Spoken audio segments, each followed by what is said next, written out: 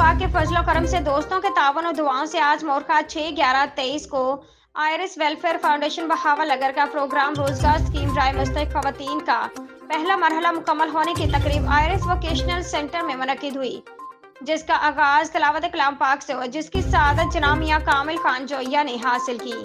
Iris vocational centre से 6 माह की ट्रेनिंग करने वाली खवातीन को सनात दी गई। मेहमान ग्रामी जनाब डिस्ट्रिक्ट मैनेजर सनत जार Chaudhry Azam Hameed, social welfare officer district jail Izhar Khalid, मरकजी सदर डॉक्टर हकीम सलीमुल्लाह जोइया, मरकजी जनरल सेक्रेटरी फयाज अहमद, नायब सदर मिर्जा अख्तर अली मुगल, मलिक ताहिर सवेरा फाउंडेशन, मियां कामिल खान जोइया, मियां जफर इकबाल भानी का, social worker Fahim Tahir, vocational centre की टीचर्स ने शिरकत की।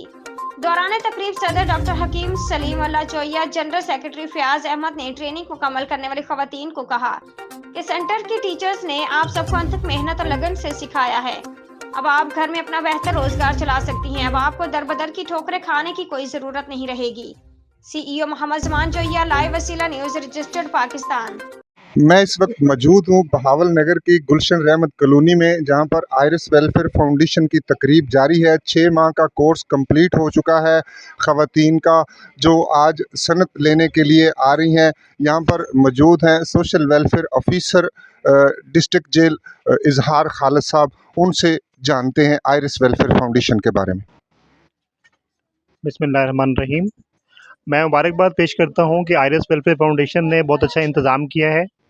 आज इन बच्चियों को जो है वो हुनर मिला और उसके साथ उसकी रिकॉग्निशन यानी कि सनद की सूरत में मिली। ये हुनर हमेशा उनके काम आएगा और जिससे वो अपने घर वालों की आमदन भी बढ़ा सकती हैं। मैं ये तजवीज़ देता हूँ कि ये हुनर के साथ जो प्रोडक्ट्स तैयार होंगी उसकी मार्केटिंग के लिए भी एक कोर्स होना चाहिए, ताकि जो है वो इनकी अच्छी मार्केटिंग हो।